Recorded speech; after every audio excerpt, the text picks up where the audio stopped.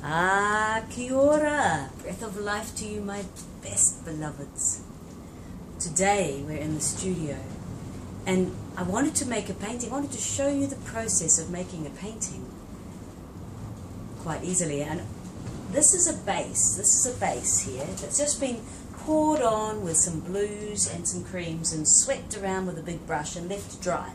So when you make a base like this, anything can happen. You can see under here it's just a base like that, and this is a piece of masking tape, and we've stuck the masking tape on and just measure that it's the same height at each end in order to create a horizon line, because we want to darken the horizon line to make like where the sea is. And I'll show you something.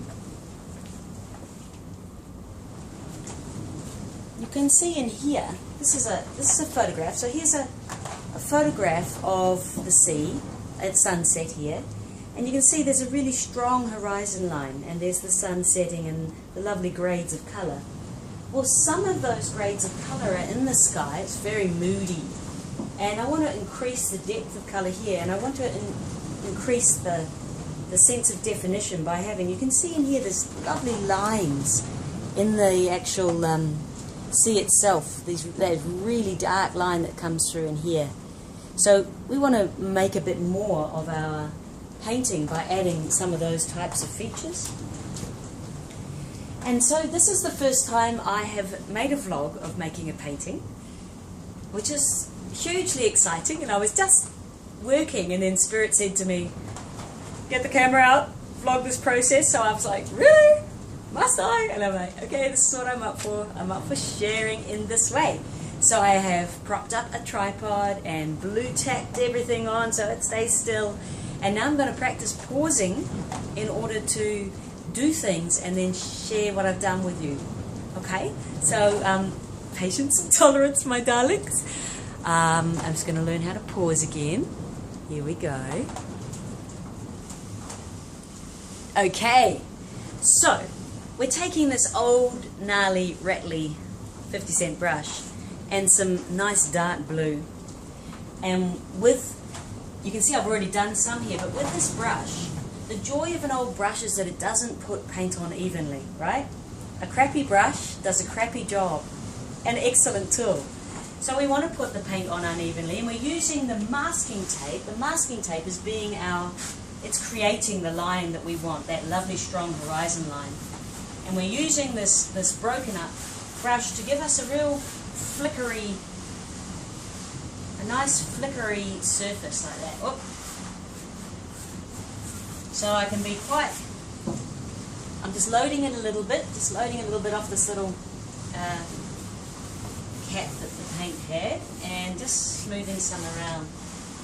And so quite quickly, right now even, what we'll do is I'm just going to take this masking tape off and see if that's enough already. So you can see we've now got a really strong line. And if I pop, I'm just thinking if I put a light on here, it might even be easier to see what we're up to. Yeah, so we've now got a really strong horizon line running across our painting, and I'm like, okay, that's pretty yummy. How much more do I need to say? It's obviously not like the photograph we looked at before. The photograph we looked at before had a lot of colours in it, but this one, I'm really keen to let it be incredibly moody and blue. People love to take something that's a strong colour and build the rest of their decoration in their room around that colour. So I'm wondering whether that may indeed be finished. So what I'm going to do is I'm going to pop it up on my hanging wall and just have a look at it. So I take it off the easel here, and I'm going to pop it up here. So I'm in the squat, and this is an old house that someone started decorating and then they went overseas and forgot about it, and I've been given permission to work in here. So I'll put that up there to dry.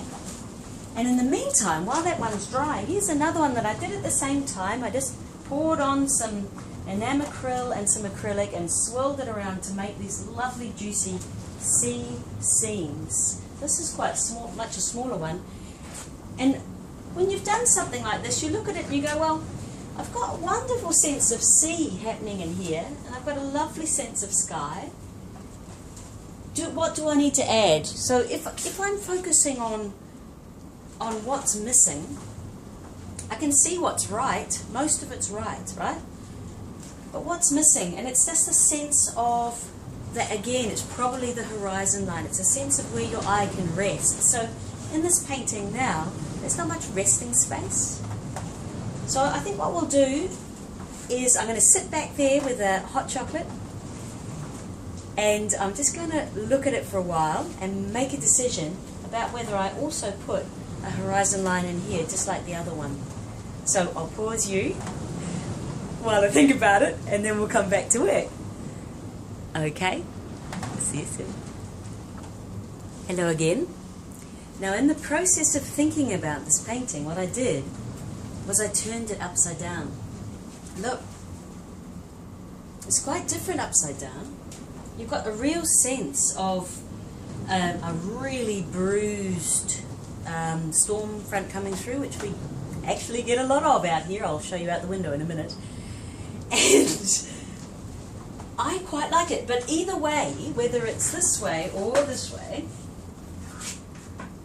I think we need a horizon line. So I'm open as to which way up the painting's going to end up, but we do need a horizon line. So the easiest way to pop a horizon line in that's straight is just to decide where I want it for a start. So, you know, we're going to follow this strong line here. And I'll be wanting to put paint below that. I want to put paint below this dark line, like that. And then I just want to measure on each side and make sure my horizon line is straight, because horizon lines that aren't straight just feel quite uncomfortable. So I've got a 17 there, a 17 there, and a 17 there. So I've actually managed to put that in quite straight. I tell you that's unusual. It must be because you're watching. So I just got that there, and I want to, and I wrap that line right around the corners, because when you're painting a canvas like this, it's really important to let your paint come right around the edges. Otherwise, you end up with white edges. So I like to paint the top, the bottom, and the sides. And I actually work to do that. Otherwise, you need to be framing the paintings to try and manage these edges. And this process is just called creative edges, and it saves us artists a lot of money. Framing is always over $100 in New Zealand anyway. Generally, you know, you can pay $180 to frame a piece like this. So we definitely want to avoid that cost. Alrighty? Okay, so now I'm going to do that same process again, where I take my little Rough as Guts brush. So I take my little Rough as Guts brush, and I've got some yummy blue, some dark blue paint here, and I'm just going to pick it up. So I'm picking it up. You'll notice that I start right around the edge here, and you can see the way the brush just doesn't apply paint smoothly. See, everything that's really bad to use on the house, it's perfect for the studio. So we want to just drag that paint across, and because we've got that fabulous piece of tape there, I don't have to worry about trying to make a straight line. So I can just keep loading my brush and dragging it across and building even more depth into this. And part of the reason I'm bringing a little bit of this colour down is that this colour is slightly different from the other colours that I have on here. And so in order to integrate the colours, in order for the painting to feel as though it has integrity, we want to take this colour through and into the other areas. Okay. Now, I had a bit of water on my brush and it's dripping a bit, which is sort of quite nice. Go around the edge here. There we go. I quite like those little dribbles. I don't know if you can see those. There's a little bit of dribbling coming in. Quite delicious, really. But I probably won't leave it, and that's just because my brush was a bit wet. So I'm just going to get a little cloth and pull off those drippy bits. There we go. Ta-da! Now, that is probably all this painting needs. So we are able to take the horizon line off again and have a look at it. So here we go, horizon line off. We might be able to recycle that, so I'll just stick it on that post. And now let's see what happens. We've got it that way, and we've got it that way. It's coming, it's coming.